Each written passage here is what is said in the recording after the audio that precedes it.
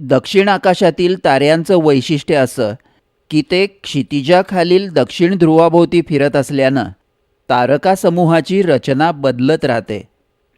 क्षितिजापासून जास्त उंचीवर असलेला तारा उगवताना डावीकडं असतो तर मावळताना उजवीकडं. त्यामुळं शिकताना आपण फक्त पूर्ण उगवलेले तारे शिकू. म्हणजे मृगनक्षत्राच्या ओळीतले दक्षिणेचे तारे पाहायचे ते मृगनक्षत्र पूर्ण डोक्यावर येतं तेव्हा. तर आता सुरू करूया पहिल्या म्हणजे अश्विनी नक्षत्रापासून.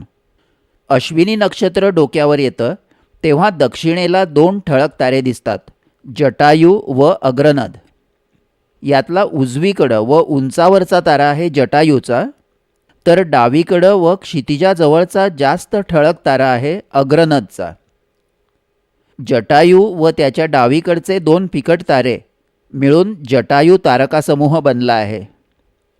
जटायूच्या एक घर उंच व जरा उजवीकडं 30 अंशांवर एक ठळक तारा आहे मीनास्य. उत्तरा भाद्रपदाची रेघ दक्षिणेला वाढवली तर ती मीनास्यकडे येते. हा आपण नंतर पाहू. जटायू व अश्विनी यांच्यामध्ये तिमिंगल हा तारकासमूह येतो. 5 ताऱ्यांचं डोकं, लांब मान, परत 4 ताऱ्यांचं शरीर व शेपटात ठळक तारा असे हे तिमिंगलचे तारे आहेत. यात मानेच्या मध्यभागी मीरा नावाचा रूपविकारी तारा आहे. रूपविकारी म्हणजे तो 6 महिने दिसतो व 5 महिने दुर्बिणीशिवाय दिसत नाही. त्यानंतर व्याध ज्यावेळी डोक्यावर येतो त्यावेळी व्याधाच्या दक्षिणेला पण जरा उजवीकडं 30 अंश उंचीवर जवळजवळ व्याधा इतकाच ठळक तारा दिसतो आहे, तो आहे अगस्ती. आकाशातील सर्वात तेजस्वी ताऱ्यात पहिला नंबर आहे व्याधाचा तर दुसरा नंबर अगस्तीचा. अगस्तीच्या डावीकडं व वर थोडा कमी तेजस्वी तारा दिसतो, तो अरित्र. अरित्र व व्याध यांच्यामध्ये व्याधाचा मोठा कुत्रा म्हणजे बृहदलुब्धक दिसतो. याचे 2 तारे ठळक आहेत व त्यांच्या भोवती 3 फिकट तारे आहेत. बृहदलुब्धकच्या उजवीकडं व मृगाच्या दक्षिणेला 7 मंद ताऱ्यांचा जो समूह दिसतो तो शशक म्हणजे ससा. याच्या मधल्या 4 ताऱ्यांचा तिरपा चौकोन बनतो. शिकारी कुत्रा या सशावर झडप घालायच्या तयारीत आहे असं त्याचं वर्णन आहे. अरित्र व त्याखालील आकाशगंगेतील ठळक तारे यांचा नौका हा तारकासमूह दिसतो. अरित्र हा वरच्या भागात येतो. त्याखाली 2 तारे आडव्या रेषेत आहेत, हे नौका शीर्ष म्हणजे शिडाचा भाग आहे. व सर्वात खाली 4 तारे क्रुसाच्या आकारात दिसतात, हे 4 तारे व अगस्ती हा नौकातल. यापुढे आश्लेषा मघा उत्तरा फाल्गुनी डोक्यावर येतात तेव्हा अगस्ती व नौका मावळत असतात. व नौकातलाच्या एक घर डावीकडं आणखी एक क्रॉस येतो ज्याचं नाव आहे त्रिशंकू किंवा दक्षिणेकडील क्रॉस. इथं वर मात्र ठळक तारे नाहीत, पण आश्लेषापासून सुरू होणारा लांबच लांब वासुकी नाग डावीकडे हस्ताला वळसा घालून चित्राजवळ संपताना दिसतो.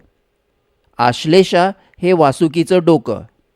त्याच्या मानेत एकच ठळक तारा आहे अल्फार्ड.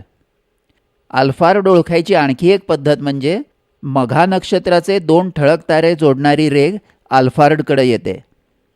हस्त चित्रा डोक्यावर येतात व वृश्चिक पूर्ण उगवतं तेव्हा त्रिशंकूच्या डावीकडं अर्ध्या घरावर एक ताऱ्यांची जोडी दिसते, हे आहे मित्र व मित्रक.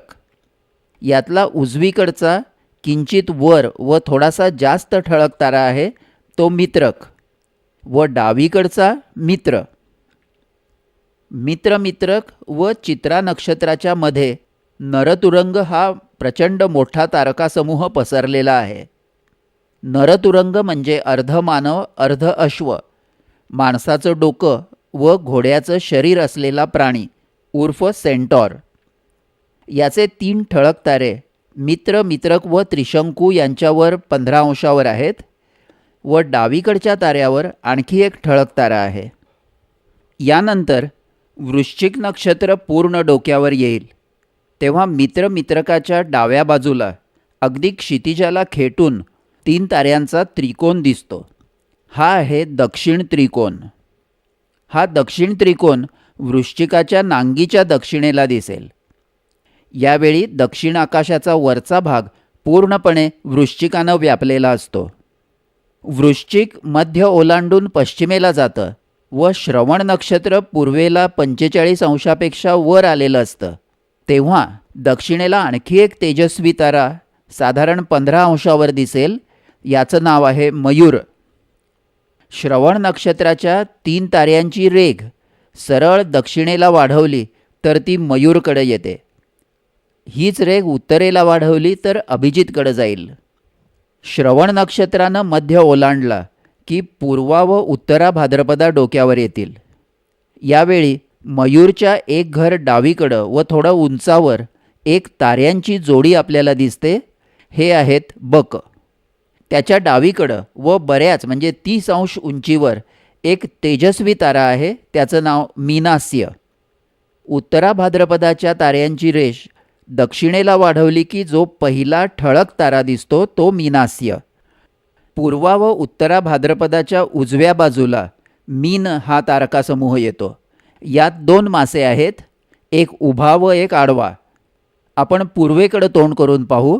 हा पूर्वा व उत्तरा भाद्रपदाचा चौकोन. याच्या उजवीकडं दक्षिणेला 4 ताऱ्यांचा छोटा पतंगाचा आकार दिसतोय. हे मोठ्या माशाचं डोकं. इथून ही ताऱ्यांची ओळ सरळ खाली अश्विनी नक्षत्राच्या उजवीकडे येते. याच रेषेत मध्ये 3 फिकट ताऱ्यांचं रेवती नक्षत्र आहे. यानंतर ही रेघ परत वर येऊन अश्विनी व उत्तरा भाद्रपदा यांच्या मध्ये जाऊन संपते. हा आडवा व छोटा मीन. असे हे मीन व मीनास्य. त्यानंतर परत अश्विनी नक्षत्र डोक्यावर येईल व दक्षिणेला परत 2 ठळक तारे दिसतील, जटायू व अग्रनद. उजवीकडचा उंचावरचा तारा जटायू व डावीकडं क्षितिजाजवळचा ठळक तारा अग्रनद. आता आपण हे दक्षिणेचे तारे पुन्हा एकदा पटकन पाहू. अश्विनी नक्षत्र डोक्यावर असताना जटायू अग्रनद व उंचावरती तिमिंगल. त्याच्या उजवीकडं 30 अंशावर मीनास्य. त्यानंतर व्याध डोक्यावर आल्यावर मृगाच्या दक्षिणेला 7 मंद ताऱ्यांचा शशक म्हणजे ससा. व्याधाच्या खाली दक्षिणेला बृहदलुब्धक म्हणजे मोठा शिकारी कुत्रा. व्याधाच्या व बृहदलुब्धकाच्या बरंच खाली व उजवीकडं अतिशय तेजस्वी असा अगस्ती व बृहदलुब्धकाखाली आकाशगंगेत अरित्र, त्याखाली नौकाशीर्षाचे 2 तारे व नौकातलाचे 4 तारे. त्यानंतर नौकातलाच्या डावीकडं क्षितिजाला खेटून त्रिशंकू किंवा दक्षिणेकडचा क्रॉस व डोक्यावर आश्लेषा हे वासुकी नागाचं डोकं व तिथून पश्चिमेकडं हस्तापर्यंत पसरलेला वासुकी नाग. मघाच्या मुठीतून येणाऱ्या रेषेत व वासुकीच्या मानेत अल्फार्ड. यानंतर दक्षिण आकाश व्यापणारा वृश्चिक व क्षितिजाजवळ त्रिशंकूच्या डावीकडं पण जरा उंचावर मित्र व मित्रक. डावीकडचा किंचित खाली असलेला मित्र व उजवीकडचा मित्रक. यांच्यावर चित्रा नक्षत्राच्या खाली नरतुरंग. त्याचे 4 तारे ठळक, 3 आडवे व 1 वर. वृश्चिक पूर्ण डोक्यावर आल्यावर क्षितिजाला टेकून दिसणारा दक्षिण त्रिकोण व वृश्चिक पश्चिमेला पोचल्यावर श्रवण नक्षत्राच्या ओळीत मयूर. मयूरच्या एक घर डावीकडं 2 ताऱ्यांची जोडी बक. उत्तरा भाद्रपदाची रेघ दक्षिणेला जो ठळक तारा दाखवते तो मीनास्य व त्याच्या डावीकडं तिमिंगल व क्षितिजाजवळ जटायू व अग्रनद. असे हे दक्षिणेचे तारे.